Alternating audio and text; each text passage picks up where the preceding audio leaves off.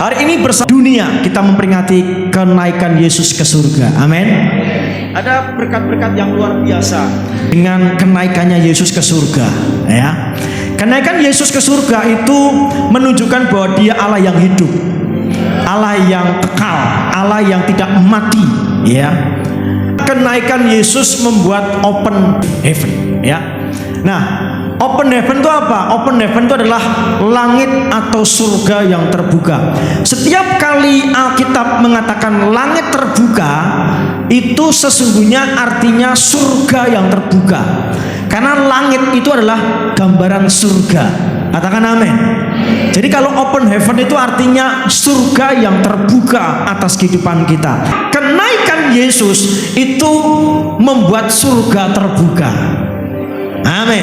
Ketika surga terbuka, maka walaupun kita di dunia sudah bisa mengalami surga. Jadi kabar baiknya bukan saja ketika Yesus naik ke surga, Dia menyediakan tempat buat kita. Kabar baik berikutnya, sementara kita di dunia ini, kita sudah bisa menikmati surga. Amin. Katakan dengan sebelah Bapak Ibu sekalian, dengan kenaikan Kristus, kita bisa mengalami surga. Amin. Rugi kalau kita orang Kristen tidak mengalami surga, karena memang itu kerinduan Tuhan, betul? Datanglah kerajaanmu, jadilah kehendakmu di bumi seperti di surga. Itu memang kerinduan Tuhan supaya kita ini ada kerajaan surga di dalam kita. Sehingga bagi kita yang berada dalam Kristus itu sudah berada di surga. Amin, ya. Ya. Karya Kristus dari penderitaan, kematian, kebangkitan, dan naik ke surga adalah karya untuk memulihkan hubungan antara Allah dan manusia. Semua karya di dalam Paskah, ya.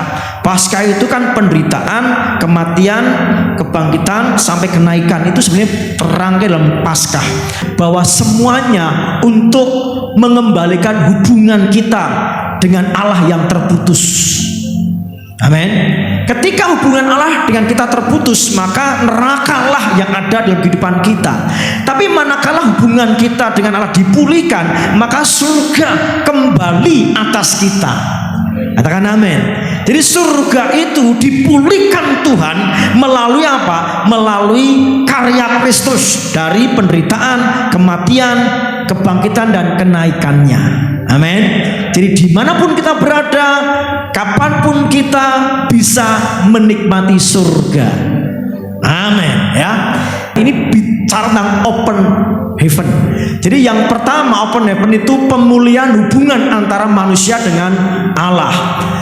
Open heaven itu berbicara tentang pencurahan berkat jasmani dan rohani. Yang ketiga, open heaven itu tanda kehadiran otoritas ilahi. Nah, hari ini kita akan bicara tiga hal itu, ya. Sudah tahu gambarannya, ya. Yang pertama, pemulihan hubungan antara Allah dengan manusia berbicara tentang apa? Perkenanan Allah. Berbicara tentang apa? Perkenanan Allah. Allah berkenan atas kita kembali. Karena dosa, maka Allah tidak berkenan atas kita umatnya. Tapi karena penebusan karya Kristus, maka kita menjadi umat yang berkenan di hadapan Allah kembali. Jadi hubungan yang dipulihkan itu berbicara tentang perkenanan Allah atas hidup kita. Hidup kita kembali berkenan di hadapan Allah. Katakan amin. Kita baca. Sesudah dibaptis, Yesus segera keluar dari air, dan pada waktu itu juga langit terbuka, dan ia melihat Roh Allah seperti burung merpati turun ke atasnya. Lalu terdengarlah suara dari surga yang mengatakan, "Inilah anakku yang kukasihi, kepadanya lah aku berkenan." Jadi ketika surga terbuka, langit terbuka, ada pernyataan Allah di situ. Apa itu? Inilah anakku yang kukasihi, kepadanya lah aku berkenan. Langit terbuka, surga terbuka, itu membuat umat Allah itu berkenan kepada Allah. Amin.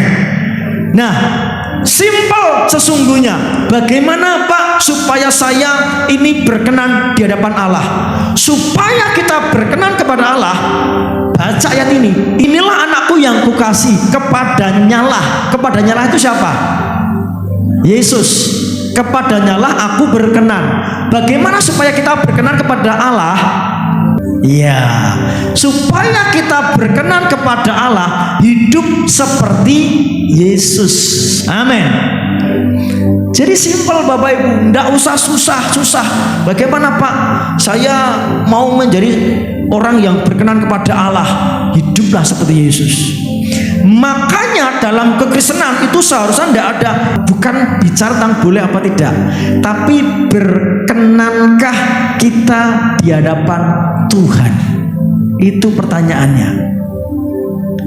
Berikutnya, semua boleh kita lakukan, tapi pertanyaannya apakah semuanya membangun? Betul? Nah, semua membangun enggak? Kalau enggak membangun, enggak usah dilakukan. Jadi bukan bicara masalah boleh dan tidak lagi. Kalau boleh dan tidak lagi itu artinya kita bicara tentang hukum, peraturan, ya. Jangan mencuri, jangan berzina. Itu hukum Bapak Ibu. Harusnya kita bukan lagi bicara tentang boleh atau tidak boleh. Pertanyaannya harusnya bagaimana? Berkenankah saya di hadapan Tuhan ketika seperti ini? Membangunkah saya ketika saya melakukan hal ini? Itu cukup buat kita. Amin. Langit yang terbuka, open heaven, itu bicara tentang pemulihan hubungan kita dengan Allah yang membuat kita berkenan kepada Allah. Katakan amin. Ya. Apa arti berkenan? Dalam bahasa aslinya berkenan itu eudokio, ya. Eudokio itu artinya tampaknya baik bagi seseorang. Jadi kita ini tampak baik di mata Tuhan. Kenapa? Karena Yesus sudah melakukan karya penebusan atas kita. Amin. Kita ini di mata Allah tampak baik. Amin. Kalau tangan dada, saya di mata Allah tampak baik karena penebusan Kristus, karena kenaikan Kristus ke surga. Amin. Kenaikan Kristus ke surga membuat kita tampak baik di mata Allah. Kita bukan orang berdosa lagi. Kita menjadi pribadi yang berkenan. Yang berikutnya adalah kesenangan baik seseorang. Jadi karena kenaikan Kristus kita itu berkenan. Nah, berkenan itu kita menjadi kesenangan baik seseorang. Bukan benci lagi. Minggu yang lalu saya katakan Tuhan benci dosa kita, tapi Tuhan mengasihi kita. Nah, sekarang berhubung dosa sudah dibereskan Kristus, kita menjadi kesenangan baik seseorang, yaitu Allah. Itu berkenan namanya. Yang berikutnya, berkenan itu adalah menganggapnya baik. Di mata Allah kita dianggap apa? Baik. Bapak Ibu dengar baik-baik. Kalau Allah saja menganggap kita baik, kenapa kita menganggap diri kita tidak baik? Pandanglah dirimu seperti Allah memandangmu. Amin. Itu paradigma namanya. Katakan dengan saya, paradigma. Paradigma itu memandang diri saya itu dari kacamata siapa? Itu paradigma. Milikilah paradigma Kristus, bukan paradigma kita sendiri. Cara pandang Kristus memandang saya itu penting daripada saya memandang diri saya sendiri. Ketika saya memandang diri saya sendiri, saya menjadi orang yang lemah, tak berdaya. Saya nggak akan maju, hanya begini-begini saja. Tidak ada tanda-tanda kemajuan. Hanya ya begini-begini saja. Karena memang saya latar belakang yang tidak baik. Tapi ketika Kristus yang memandang saya, masa depan saya itu baik. Amin. Rancangan Tuhan atas kehidupan saya itu baik. Nah, kita dianggap Allah itu baik. Berkenan artinya kita ini menjadi kesenangan bagi Tuhan. Berikutnya, berkenan itu memilih. Apa Bapak Ibu? Memilih. Tuhan itu memilih kita. Kalau kita dipilih, artinya apa? Di antara banyak orang nih, terus kita dipilih, dicomot. Oh, aku milih kamu. Itu artinya apa? Spesial, lebih diperhatikan, apalagi baik. Di mata Tuhan kita spesial, lebih, dan kita baik daripada orang lain karena darah Kristus, kematiannya, kebangkitannya, dan kenaikannya. Amin. Pastikan hidup kita seperti Kristus sehingga kita menjadi pribadi yang berkenan. Kita dipilih Tuhan. Amin. Bapak, Ibu, dan saya jadi Kristen itu bukan karena pilihanmu, tapi karena pilihan Tuhan. Betul enggak? Oleh karena Tuhan sudah memilih kita, pertahankan ada di situ. Jangan sampai keluar dari pilihan Tuhan itu. Nah, berikutnya, dengan suka hati. Jadi berkenan itu artinya Allah itu suka hati kepada kita, suka dengan kita. Amin. Ajaib loh Bapak Ibu, kita begini-begini disukai Allah. Bapak Ibu bisa ngomong kepada dunia sana, enggak apa-apa, begini-begini saya disukai Allah. Siapa bilang? Firman Tuhan yang bilang. Kok tahu? Iya, dia naik ke surga, itu mengembalikan hubungan saya dengan Allah yang berdosa, sehingga saya berkenan kepadanya. Dengan saya berkenan kepadanya, saya disukai Allah. Titik. Amin. Bersyukurlah karena Allah menyukaimu. Amin. Percaya diri, ya. Jangan memiliki citra diri yang buruk. Jangan memiliki gambar diri yang buruk. Hubungan kita dipulihkan Tuhan untuk memulihkan gambar diri kita yang rusak. Gambar diri kita sesungguhnya serupa dan segambar dengan Allah, benar ya? Tapi karena dosa sehingga gambar diri kita yang serupa dengan Allah itu hilang. Dosa. Tetapi puji Tuhan, oleh kematian, oleh penderitaan, kematian, kebangkitan, dan kenaikan Kristus, gambar diri kita dipulihkan. Kita menjadi orang yang berkenan di hadapan Allah, disukai Allah, dipilih Allah. Kita baik di pandangan Allah. Amin. Banggalah di sini. Amin. Jangan minder. Jangan kita menjadi orang yang ciut hati. Berikutnya, memilih yang lebih baik. Artinya di antara kurang lebih 7 miliar di muka bumi ini, atau sekarang sudah lebih ya, penduduk dunia ini, kita ini dipilih Allah karena kita lebih baik. Dan lebih baiknya kita bukan karena usaha kita, bukan karena perbuatan kita, tapi karena Yesus yang melakukannya. Dengan cara apa? Menderita, mati, bangkit, naik ke surga.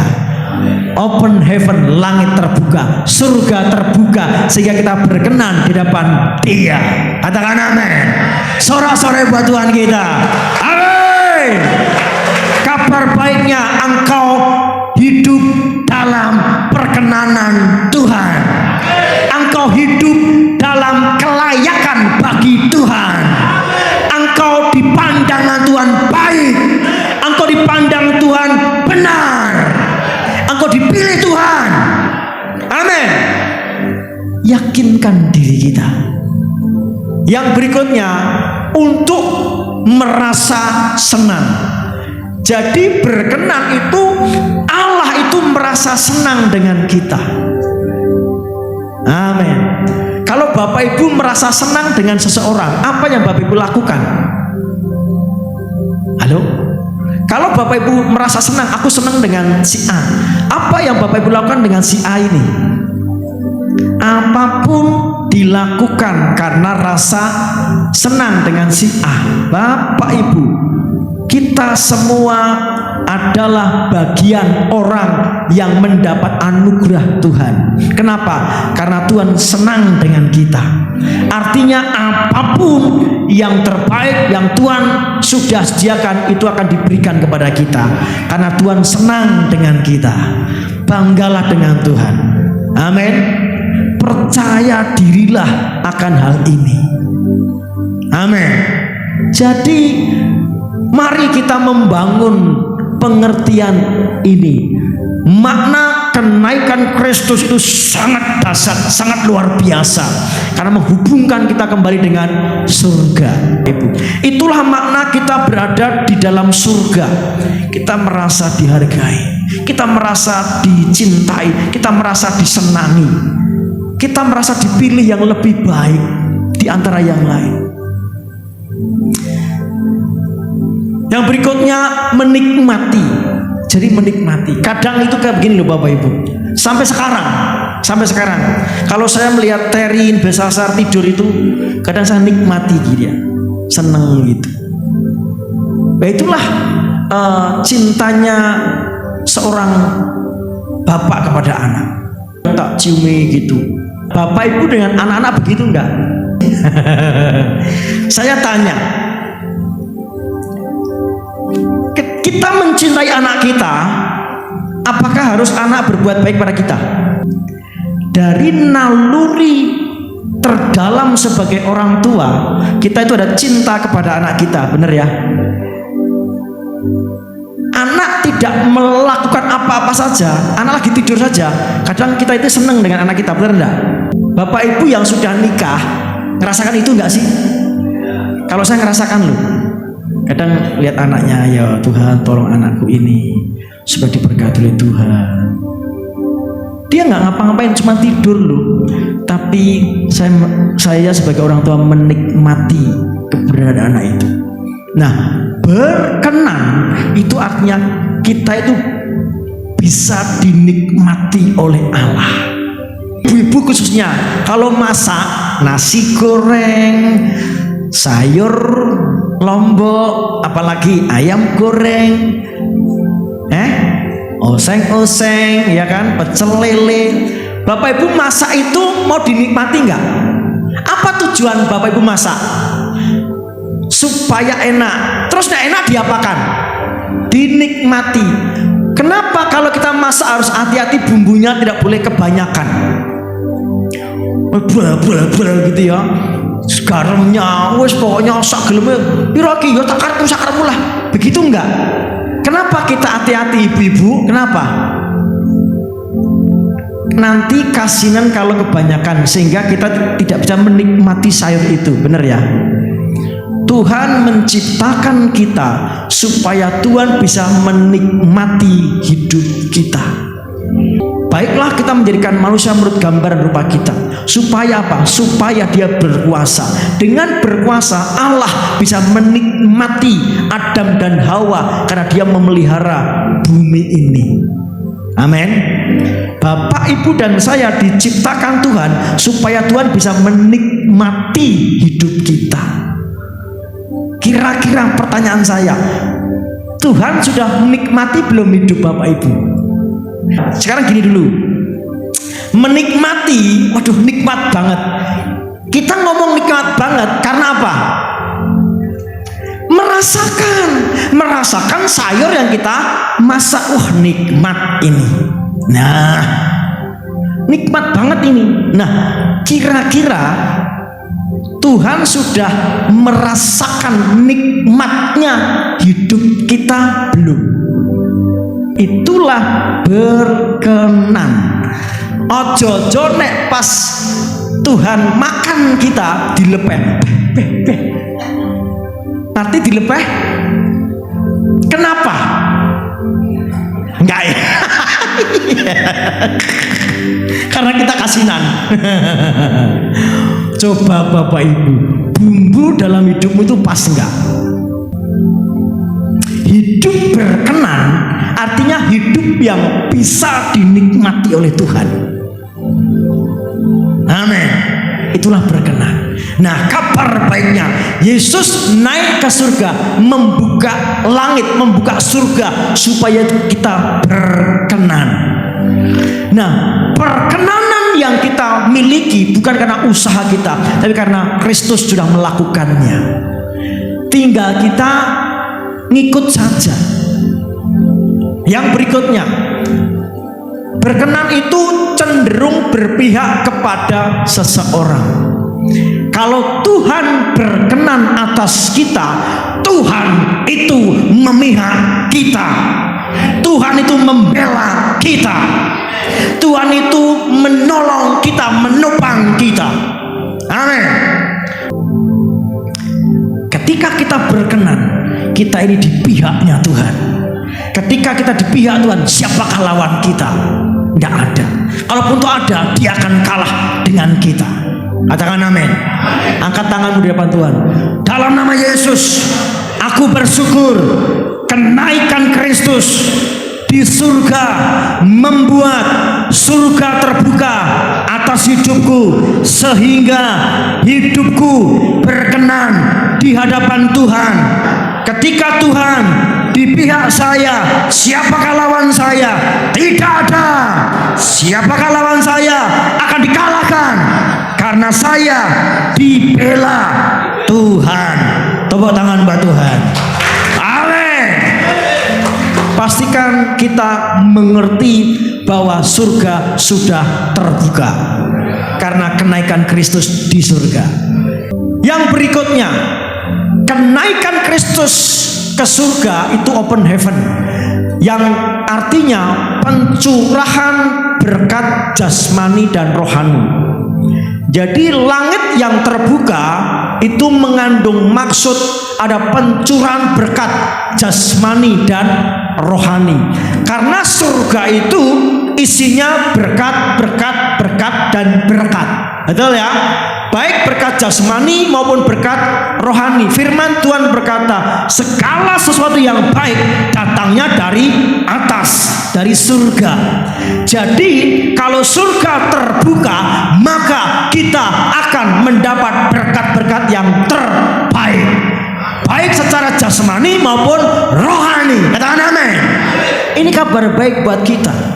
Kita baca 1, 2, 3. Tuhan akan membuka bagimu perbendaraannya yang melimpah, yakni langit, untuk memberi hujan bagi tanahmu pada masanya dan memberkati segala pekerjaanmu, sehingga engkau memberi pinjaman kepada banyak bangsa, tetapi engkau sendiri tidak meminta pinjaman. Nah, ada kata menarik. Tuhan akan melimpahkan perbendaraannya dengan apa? Dengan membuka langit. Langit dibuka, maka hujan dicurahkan. Ketika hujan dicurahkan, maka tanaman akan subur. Amin. Karena konteks waktu itu ya tanaman, Bapak Ibu. Ya. Kalau tidak ada hujan, maka tanaman tidak akan subur, tidak ada panen, maka mereka mengalami paceklik, kekurangan, kelaparan. Tapi kabar baiknya, Tuhan akan membuka bagimu perbendaraannya. Perbendaraan surga itu banyak sekali, betul? Apa perbendaraan surga? 1, sukacita, kemenangan, kedamaian. Itu perbendaraan surga. Dan ketika Yesus naik ke surga, surga dibuka buat kita, sehingga semua perbendaraan surga kita akan terima. Tuhan akan membuka bagimu perbendaraannya yang melimpah. Melimpah apa? Melimpah artinya luber. Oh, luar biasa ini. Jadi berkat Tuhan itu luber atas kita. Yohanes 10:10. Pencuri datang untuk mencuri, membunuh dan membinasakan. Tapi aku datang supaya engkau memiliki hidup dan hidup dalam segala kelimpahan. Amin. Kelimpahan itu bukan saja harta benda materi saja, tapi kelimpahan itu adalah perasaan hati yang penuh sukacita, damai sejahtera. Tetapi Tetapi ada lawan katanya sih di Ulangan pasal 28. Kita baca 1, 2, 3. Juga langit yang di atas kepalamu akan menjadi tembaga, dan tanah yang di bawah pun menjadi besi. Ayat sebelumnya itu berkat. Kan firman Tuhan begini, jikalau engkau baik-baik mendengar suara Tuhan Allahmu yang kusampaikan pada hari ini, maka segala berkat ini akan datang kepadamu. Salah satunya ini, ya. Terus di ayat berikutnya itu konteksnya bicara tentang apa? Kutuk, ya. Tetapi ketika engkau tidak mendengarkan suara Tuhan Allahmu, maka kutuk ini akan mendatangi engkau. Nah, salah satunya adalah langit yang di atas kepalamu akan menjadi tembaga, dan tanah di bawah pun menjadi besi. Bayangkan saja, langit di atas kita tembaga, matahari nggak tembus, hujan nggak bisa. Bapak Ibu ketika dikurung dalam ruang yang tertutup, tidak ada AC-nya, kira-kira bagaimana? Kelenger, kepanasan, kelenger, orang tenang, gelisah. Saya ini orang yang tidak kuat panas, jadi nggak nyaman gitu. Nah, ini bukan saja ditutup, tapi ini atasnya langitnya tembaga, bawahnya besi. Bayangkan tuh. Ini gambaran hidup yang dalam kutuk. Ini gambaran hidup yang belum berkenan di hadapan Tuhan. Amin. Mari Bapak Ibu, kita harus koreksi. Mari kita harus sadar, saya ini di mana? Kalau saya sepertinya langit belum terbuka, malah langit itu menjadi tembaga dan tanah menjadi besi. Gak benar ini. Saya gak mau seperti ini. Pencuri datang hanya untuk mencuri, membunuh dan membinasakan. Tapi Kristus datang, aku datang memberi hidup dan hidup yang berkelimpahan. Kalau ada kesehatan yang dicuri, minta kembali, rebut kembali, karena itu dicuri oleh iblis. Gak mau seperti ini. Kalau ada harta benda kita dicuri sehingga kita miskin terus, ambil itu. Iblis, kembalikan apa yang sudah kau curi. Amin. Karena Kristus datang untuk memberikan hidup dan hidup dalam segala kelimpahan. Saya nggak tahu apa yang dicuri dalam dirimu oleh iblis. Mungkin kesehatan, mungkin ekonomi, mungkin rumah tangga, mungkin pekerjaan. Sepertinya, aduh, aku sudah kerja mati-matian tapi kok tidak dapat hasil. Artinya itu dicuri oleh iblis. Artinya kita di bawah langit tembaga, tanah besi. Itu pekerjaan iblis. Nah, Yesus hari ini sudah naik ke surga, membuka pintu surga bagimu.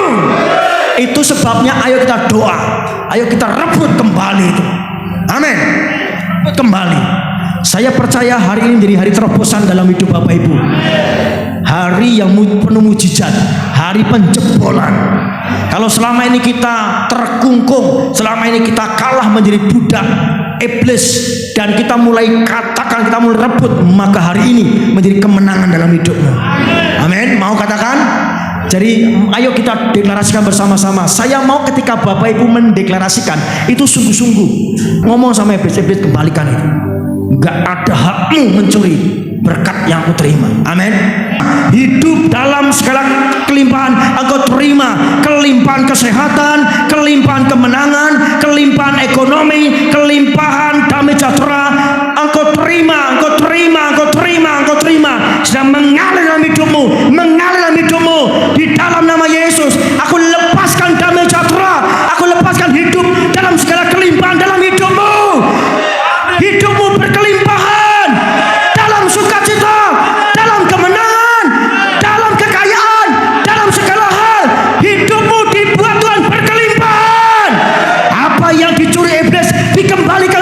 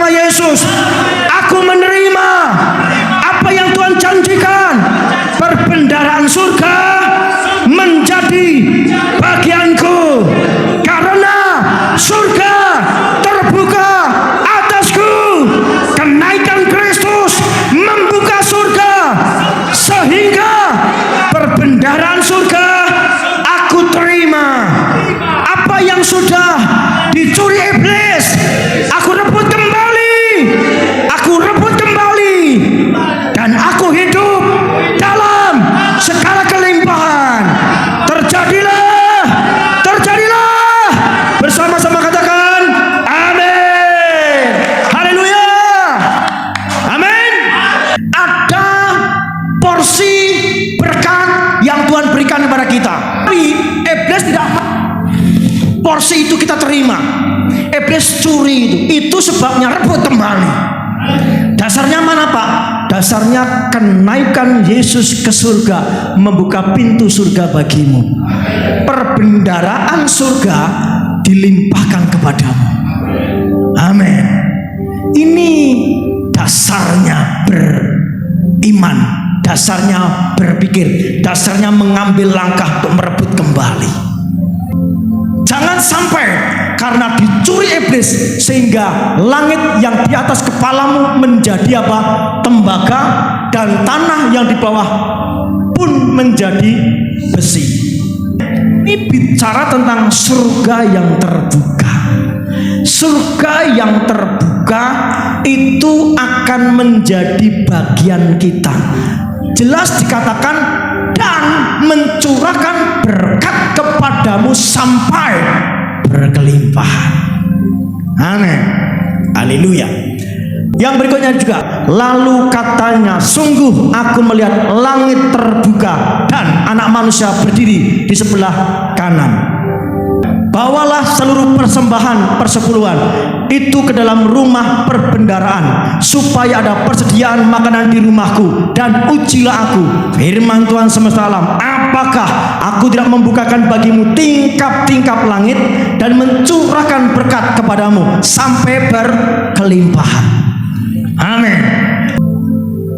Yang berikutnya juga kita baca 1, 2, 3. Lalu katanya, sungguh aku melihat langit terbuka dan anak manusia berdiri di sebelah kanan. Tadi ayat-ayat yang kita baca itu bicara tentang berkat jasmani. Kalau ini berkat rohani, mental, batin.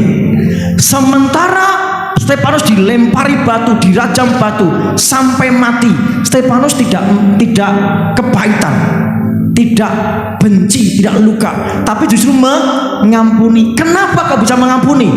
Tuhan, jangan tanggungkan dosa ini kepada mereka. Dan dengan pernyataan itu meninggallah ia. Kenapa Stefanus seperti itu? Stefanus penuh Roh Kudus. Selain penuh Roh Kudus apa? Ya, betul sekali. Ketika langit terbuka, surga itu menjadi nyata atas Stefanus, sehingga kepribadiannya kepribadian surga. Kepribadian surga mengampuni, kepribadian surga mengasihi, kepribadian surga tidak dendam. Betul. Inilah yang disebut berkat rohani. Ketika Stefanus melihat langit terbuka, ada perbendaharaan surga, sukacita, kemenangan, damai sejahtera, pengampunan, kasih ada dalam diri dia. Sehingga ketika dirajam batu, dia mengampuni. Keren gak?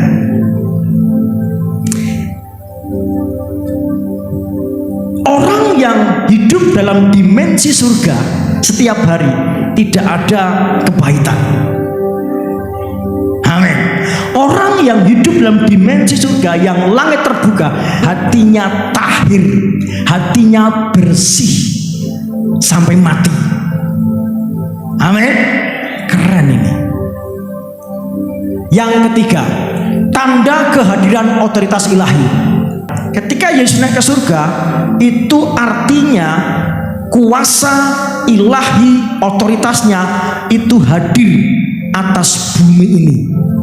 Karena apa? Karena surga terbuka.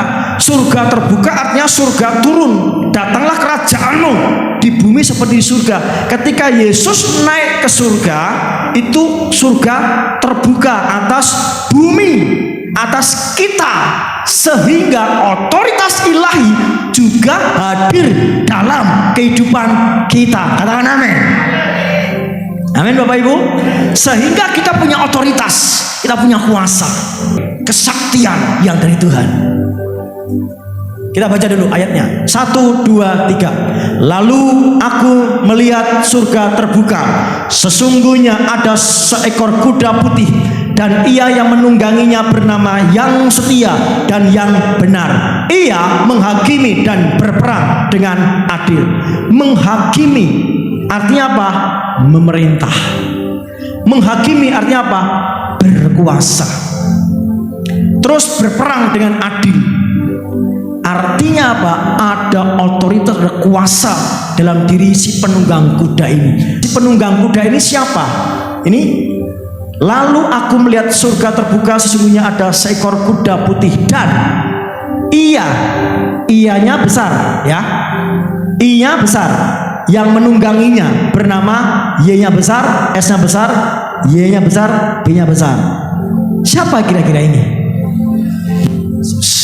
Amin. Si penunggang kuda itu Yesus. Ketika surga terbuka, otoritas Yesus bekerja atas kita. Kita menjadi gereja yang memerintah. Kita menjadi gereja yang berkuasa. Kita menjadi gereja yang menaklukkan dunia ini. Bukan kita dicuri oleh iblis, bukan kita menjadi bulan-bulan iblis, tapi iblis menjadi bulan-bulanan buat kita. Kenaikan Kristus ke surga membuka langit terbuka. Langit terbuka membuat surga nyata atas kita. Surga nyata atas kita, maka otoritas Allah bekerja atas kita. Katakan amin. Inilah makna kenaikan Kristus. Kita baca 1, 2, 3. Ketika tiba hari Pentakosta, semua orang percaya berkumpul di satu tempat. Tiba-tiba turunlah dari langit suatu bunyi seperti tiupan angin keras yang memenuhi seluruh rumah di mana mereka duduk, dan tampaklah kepada mereka lidah-lidah seperti nyala api yang bertebaran dan hinggap pada mereka masing-masing. Maka penuhlah mereka dengan Roh Kudus. Kata menariknya begini, semua orang percaya berkumpul di satu tempat. Tiba-tiba turunlah dari langit, dari surga, suatu bunyi seperti tiupan angin keras yang memenuhi seluruh rumah. Itulah Roh Kudus, itulah power, itulah kuasa, itulah dunamos. Amin. Ketika surga terbuka, ketika langit terbuka, maka ada kuasa dunamos bekerja atas kita. Langit sudah terbuka, benar? Oleh siapa? Kenaikan Yesus, benar ya? Untuk sesuatu dari langit terjadi atas kita, langit sudah buka. Dari pihak Allah sudah menggelontorkan perbendaharaan surga. Nah, terus bagaimana supaya kita menikmati perbendaharaan surga yang mana langit sudah terbuka? Yang pertama, memiliki kepercayaan yang sama. Mereka berkumpul, semua orang percaya berkumpul di satu tempat, benar ya? Supaya langit yang sudah terbuka, perbendaharaannya yang sudah digelontorkan itu sampai ke kita, artinya kita semua, maka kita harus memiliki kepercayaan yang sama. Satu gereja ini, mari kita memiliki kepercayaan yang sama, supaya Roh Kudus tercurah atas kita, supaya perbendaharaannya nyata atas kita. Betul? Yang kedua apa? Berada di tempat yang sama. Imannya sama, keyakinannya sama, kepercayaannya sama. Terus berikutnya apa? Berada di tempat yang sama, di halaman yang sama. Kita boleh percaya dengan kepercayaan yang sama, tapi aku di sini aja lah, Pak. Itu namanya tidak berada di tempat yang sama. Itu namanya tidak di halaman yang sama. Mari kita di tempat yang sama, di halaman yang sama. Amin. Halaman kita adalah halaman terobosan, mujizat, kesembuhan, pemulihan, dan gereja yang memerintah. Itu halaman kita. Itu tempat kita. Jangan di halaman lain. Amin. Jangan di tempat lain. Beradalah di tempat yang sama. Amin. Kadang begini Bapak Ibu, kadang kita berada di sini, fisik kita di sini, duduk di sini, betul kan? Tapi kadang pikiran kita kemana-mana, bener enggak? Ada yang begitu sekarang ini? Nggak ada toh? Kita di sini nih, tapi pikiran kita di bakso, Cendana, Lestari gitu. Nah, itu artinya kita tidak berada di tempat yang sama. Berada di tempat yang sama adalah pikiran kita, kepercayaan kita di sini, ya kita di sini gitu. Martin, sini Martin. Martin, di atas saja. Pak Dian sini, di atas, semua di atas.